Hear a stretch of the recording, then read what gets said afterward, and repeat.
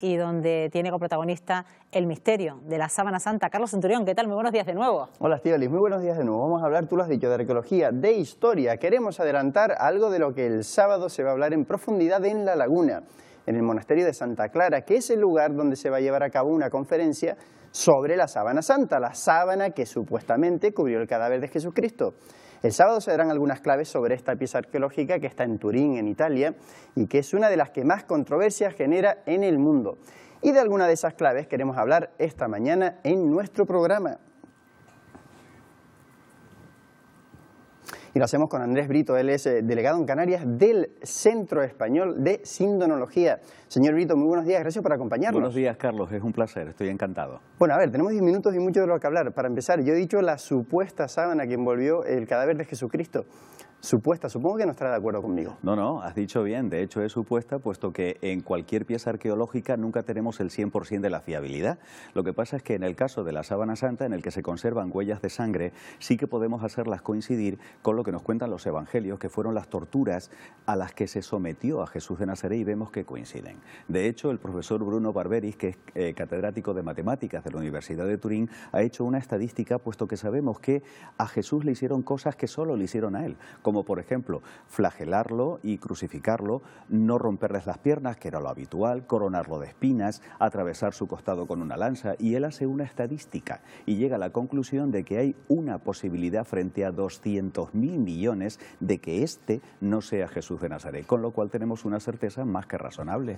Ha hablado usted de las huellas que tenemos en la Sábana Santa. Descríbame esa sábana. ¿Y qué huellas hay? ¿Son todas visibles a los humanos? También hay que mirar con las nuevas tecnologías. ¿Qué encontraríamos en esa sábana? ¿Qué huellas hay? Esta es una pregunta clave, Carlos, porque tenemos dos tipos de huellas. Unas huellas de contacto, que corresponden a la sangre, que han sido profusamente estudiadas, y luego también tenemos otra huella enigmática que viene a ser el contorno del cuerpo de la persona que se envolvió dentro de esta sábana.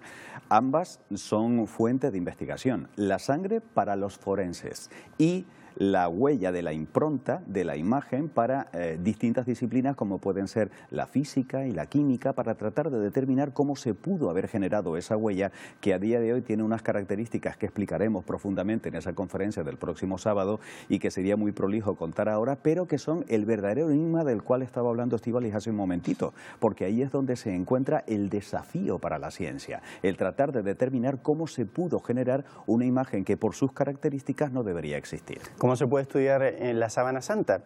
¿Hay acceso a ella? ¿Se puede tocar? ¿O hay que estudiarse, por ejemplo, los archivos para saber cómo llegó hasta Turín y de dónde venía? El último acceso que hubo a la Sábana Santa fue en el año 1978. Imagínese todo lo que ha avanzado la tecnología durante estas últimas 4 décadas solamente en informática. Ya existe un protocolo de investigación que ha sido presentado al Santo Padre, que en realidad es el dueño legal de la Sábana Santa desde que Humberto II de Saboya, a principios de los 80, se la cedió en su testamento a la Santa Sede. Ese protocolo ya está hecho, y lo que se ha desarrollado hasta ahora ha sido una investigación alternativa y complementaria con el sudario de Oviedo, que se conserva aquí en España y que, por lo visto, cuando se hacen coincidir las manchas de sangre que hay en ese sudario, que supuestamente envolvió la cara de Jesucristo, con las manchas de sangre que aparecen en la zona de la cara de la Sábana Santa, coinciden. Lo que se ha hecho hasta ahora ha sido esa comparación 1 a 1, pero claro, en el protocolo de investigación ya hay una serie de pasos que es imprescindible dar para poder seguir avanzando y extrayendo datos de la Sábana Santa, no como reliquia, sino como documento. Al fin y al cabo, uno de los aspectos interesantes de la síndone, que es como se llama técnicamente a esta pieza. ¿Es una palabra italiana, síndone? Es una palabra griega, que significa sábana, y de ahí viene la palabra sindonología, que es el estudio multidisciplinar que hace la ciencia para poder tratar de extraer esos datos. Pero como decía, el peso religioso de la pieza yo creo que ha jugado en su contra, puesto que según el profesor Yves Delage de la Sorbona, él decía que si esta sábana hubiera pertenecido a Aquiles o a algún faraón, nadie hubiera puesto objeciones a su autenticidad. Pero claro, como existe el prejuicio de que Jesucristo a lo mejor no existió o no es quien decía ser, entonces eso va en contra de esas investigaciones, teniendo en cuenta que en ciencia no valen las opiniones, sino que lo que valen son las pruebas medibles y palpables, que es lo que trata de extraer la ciencia. A la Sábana Santa se le ha hecho prueba del carbono 14 y ha sido datada, se le ha dado una fecha. ¿Qué fecha es y concordaría con que cubrió el cuerpo de Jesucristo? El profesor Tait, que fue el coordinador de esta datación radiocarbónica en el año 1988, determinó con esta prueba que habría que situar la Sábana Santa aproximadamente en el siglo XIV. Pero tenemos una prueba complementaria que contradice eso, y es que según un documento fechado en el año 1071, siglo XI, el sudario complementario de la Sábana Santa estaba en Oviedo, en el norte de España, lo que quiere decir que había llegado a España desde muchísimo tiempo antes. Y si coincide con las manchas de sangre que tenemos en la Sábana Santa, lo que quiere decir que cubrieron la misma cara, no puede ser la Sábana Santa del siglo XIV. Pero repito, todo esto lo explicamos en la conferencia con detenimiento. Ya me ha nombrado 2 veces el sudario de Oviedo. No es tan conocido, pero por lo que usted me dice es igual de importante. ¿Qué es el sudario de Oviedo? Y empiezo por preguntarle algo muy básico. ¿Qué es un sudario? El sudario formaba parte del atuendo de los judíos del siglo I. Era como una especie de bufanda que llevaban al cuello. Mide aproximadamente unos 85 centímetros y se conserva en Oviedo desde tiempo inmemorial.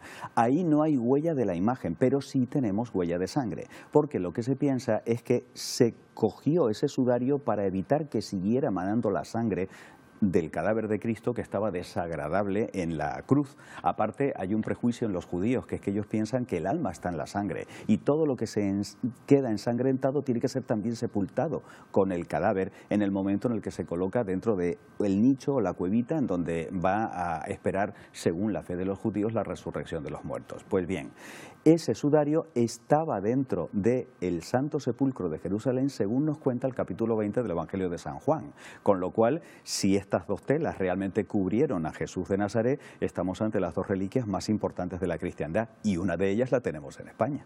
Antes me hablaba de que si fuera una sábana que cubrió a un faraón, no habría duda. Los que lo ponen en duda es que están poniendo en duda la existencia de Jesucristo o que Jesucristo fuera el Hijo de Dios. ¿O se da por hecho ya que esa persona existió?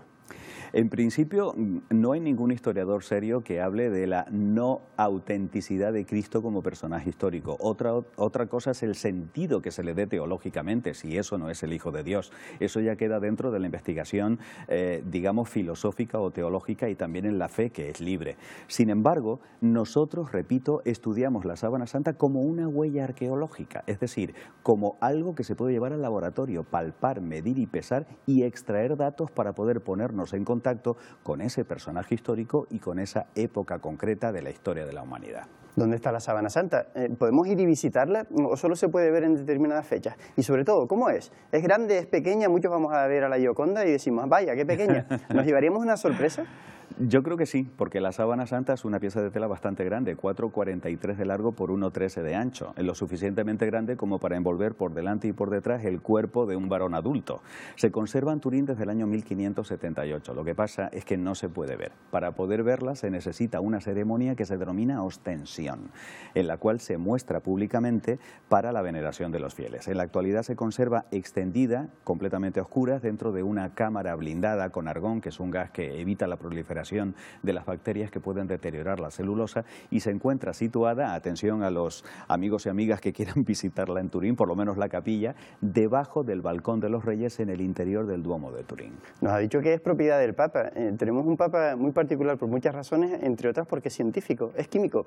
¿Cómo compagina que sea científico y lo que piensa de la Sábana Santa? Me encanta esa pregunta, Carlos, porque de una forma sistemática y desafortunadamente desde mi punto de vista, los medios de comunicación han acallado un dato muy importante sobre el Papa Francisco, y es que por primera vez en 21 siglos tenemos sentado en el trono de San Pedro a un científico, puesto que es licenciado en ciencias químicas, lo cual yo creo que es muy bueno para la Iglesia en general, puesto que quiere decir que es un hombre que distingue muy bien entre lo que son los hechos y lo que son las opiniones. En ciencia no valen las opiniones. Yo no puedo decir que a mí me encantaría que hirviera el agua a 200 grados. No, mire usted, el agua hierve a 100 grados, le guste usted o no, y sea usted cristiano, católico, musulmán o ateo, eso da igual. Nosotros hacemos una observación, y eso es lo que sucede también en la Sábana Santa, extraer esos datos para poder sacar conclusiones en la medida de nuestras posibilidades. Antes hablábamos de las huellas que hay en la Sábana Santa. ¿Qué nos dicen acerca de cómo murió esa persona? Podemos saber que, ya apuntó antes a ese sentido, fue torturado, se le dio con una lanza, sangró mucho. ¿Qué nos dice sobre la muerte de esa persona? Por lo pronto, a este hombre le dieron más de 300 golpes con un látigo terrible, llamado caricia de Satanás de forma popular, el flagrum taxilatum. Tenemos toda la espalda completamente arada. Ese ya fue un castigo bastante potente, sobre todo porque sabemos que tuvo dos agresores, uno a la derecha y otro a la izquierda, el de la izquierda de menor estatura y golpeando con mucha masaña. Incluso se llegaban hasta romper los huesos y quedaba la piel muy dañada después de esa tortura.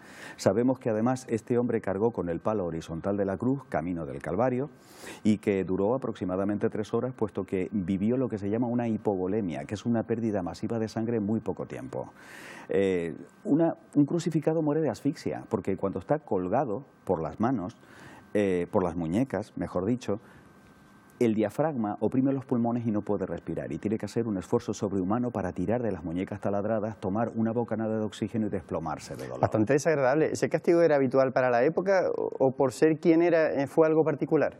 ¿Se ensañaron con él? En el caso de Jesús, Carlos, se dan las dos cosas, que era flagelación y crucifixión, cosa que habitualmente no sucedía, porque el propio derecho romano indicaba que no se podía castigar 2 veces por el mismo crimen al reo, y sin embargo en el caso de Jesús sí que lo hace.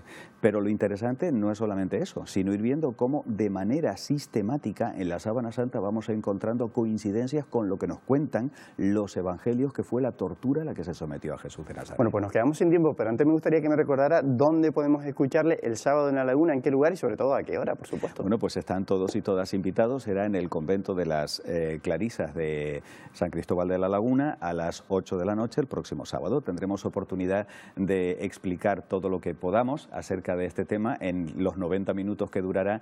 Se va a hacer muy corta, puesto que son más de 200 imágenes y vamos a ser muy específicos para por lo menos despertar ese interés y que luego las personas acudan, por ejemplo, a sindonecanarias.com, que es la página web en la que pueden encontrar toda la información. Pues muchísimas gracias por acompañarnos esta mañana y por darnos un adelanto de todo lo que podremos escuchar, que va a ser muy interesante el sábado en la Laguna. Estíbaliz.